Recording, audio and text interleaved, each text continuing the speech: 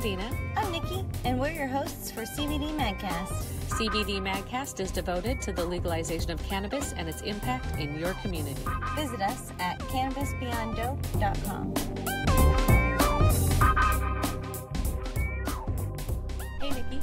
Hey, Dina. How are you today? Awesome. How are you? I'm doing fantastic. We have come back for day 3 at Cannacon. Day 3 at Cannacon. One more day. This is it. And it's going to be a half day, so we're excited for a half day at school. Yeah, we love that. Yeah.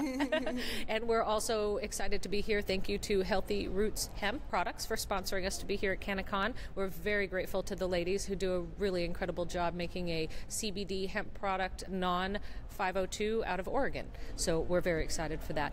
But even on top of that excitement, we have even added excitement by being here with Connor from Mammoth Labs. So Connor, please tell us who you are, what you do, and why you do it.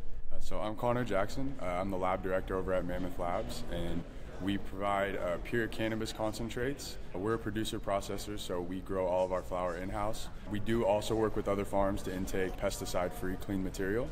A bulk of all that material, we do some infused pre-rolls and stuff like that, but a bulk of it is to just make cannabis concentrates. How long have you been around? I've been doing closed-loop extractions plus post-processing for about 8 years. And I have a chemistry degree, my technical background. I never really thought I'd end up in the professional field of cannabis, but it sort of just all fell into place as I graduated. So. Nice. And were you with Mammoth Labs initially, or did you try something else and end up in this industry? How did you get to cannabis? Medically, I was growing and extracting my own product. I was selling directly to medical dispensaries. In Washington? In Washington. At the time I was going to UW, pre-med. I didn't enjoy it at all. I transferred to Central Washington, started studying inorganic chemistry with Anthony Diaz. He's my mentor over there. Taught me a lot about crystal growth and other things like that. Kind of related to this field a little bit. I ran into a guy actually at the gym. His girlfriend brought up the fact that he was growing and medically as well and had a recreational license. He had just gotten approved on the lottery. So he asked me if I wanted to come basically propose to him and the other owners to build a lab. We did that. We created the brand Mammoth Labs together, and it all just kind of took off from there. It's been about 3.5, 4 years since I've been with the company. Okay. Wow. I feel like Mammoth really blew up the last 2 years, in my opinion, as a retail consumer and purchaser. And I mean, is there any trend for you or any one thing that like really took Mammoth in the positive growth direction? George, the guy who really does all of our marketing, gets our packaging finalized, does the changes. He works with me and Andy, the owner, quite close. He's really responsible for pushing all those magazine ads, us sponsoring parties, us being on the back of these badges here at Cannacon. He's just a genius when it comes to getting our name out there. Yeah, you guys are a really big sponsor here at Cannacon, maybe number 1 or 2. You tell me. Yeah, last year we basically, I think it was the first time anyone had done a badge advertisement. Yeah. And we had gotten so much good feedback. People thought we were sponsoring the whole show. Yeah. So we would just beg them to let us do it again. And fortunately, we got the spot. And again, this year, we've gotten great feedback. That's awesome. Everybody does think that you're the full-on sponsor of the whole show, so that's a very good way to go. And the other thing that's interesting is they don't put the name of the person, their company. They just put the name of the person on the other side. So everybody works for Mammoth Labs. Exactly. That's how it looks, right?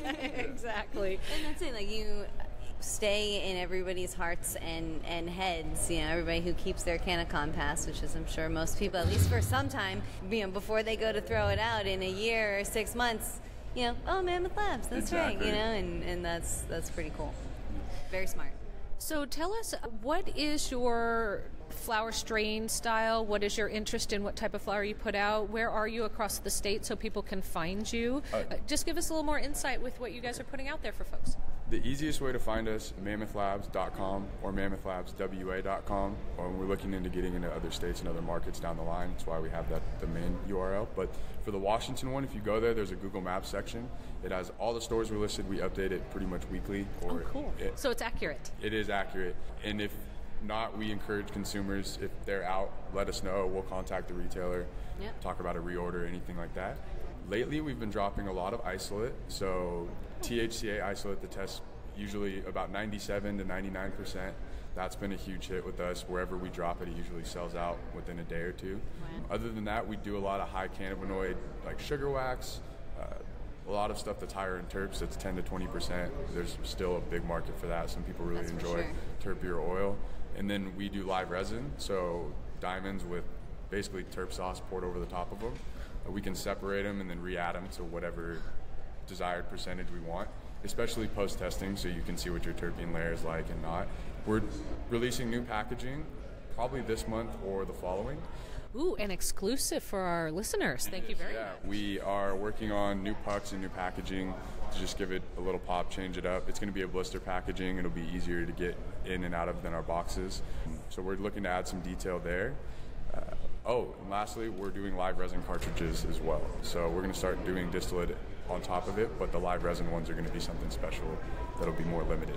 Very cool. That's exciting. Yeah. What's your favorite thing about working with the cannabis plant or with the cannabis industry? I love oil in general, so I love to extract it. I'm not a huge flower guy. Some people knock me for that. I will never turn down a joint, though, when I'm hanging around with people. But you don't roll joints for yourself? Not really, no, yeah. I enjoy really highly purified extracts, so no fats or waxes. So that would be the THCA that you do? THCA, or we're also R&Ding a new product that we're hoping to release soon. I'm not going to put a timeline on it, but it's basically has certain filtration properties to it, and then an ultra dewax after on the back end. So it'll be a really high cannabinoid, clean product with no fats or lipids or anything, but it will still retain the original flavor from the strain.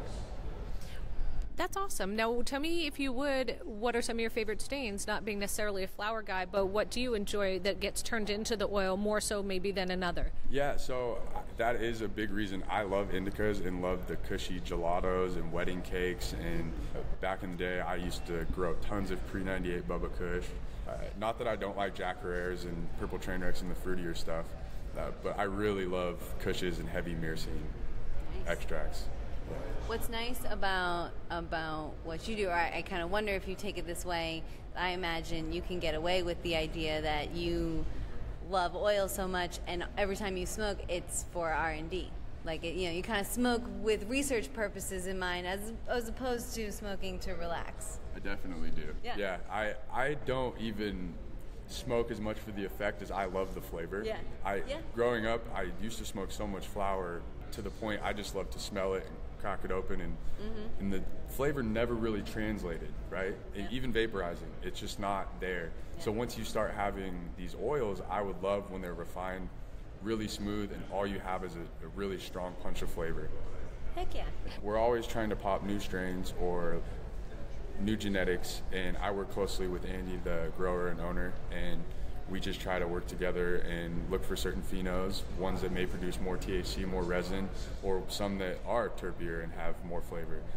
From there, we try to limit our lineup at the same time. We don't want to have too many strains per season, but we try to keep a steady rotation. But as far as the market driving us too, when gelato or wedding cake or Gorilla Glue at the time, anything where they have it's really big hype behind it, and they are great strains on top of it, the hype is for a reason, then we would love to grow them and extract them as well. And I love working with other growers in the industry that provide me, amazing fresh frozen and dry material that's really well grown. Do you have an in particular interest, whether it's indoor or outdoor, or are you just going for that end result of however it was grown well, regardless of whether it was indoor or outdoor? I'm not knocking any outdoor guys. I do love indoor the most. It just seems you can control your environment a little bit more. I will say that you can get some more complex flavor profiles sometimes, maybe out of a really nice greenhouse where the environments are nice and you have sun as part of your lighting. So you did notice there's actually a difference. Although you have a purposeful desire in this, just obviously in the direction you're going, but you do notice a difference between the two? Yeah, and I think a lot of it has to do with air filtration. So honestly, a cleaner environment as far as particulate and stuff, because I see some outdoor material that wasn't mistreated in any way, but it wasn't in an enclosed area, it wasn't in a greenhouse, and then post-extraction, it's just a darker extract that maybe the wind or bugs or dirt just kind of beat it up or got into it, and for whatever reason is just not as clean of material. Interesting. I believe that. Yeah. Well, thank you so much for joining us today, Connor. Thanks for having me, guys. We really did appreciate you coming and having us sit down with us and doing the podcast. A super busy booth, so yeah, we really appreciate your time. Yeah, thanks.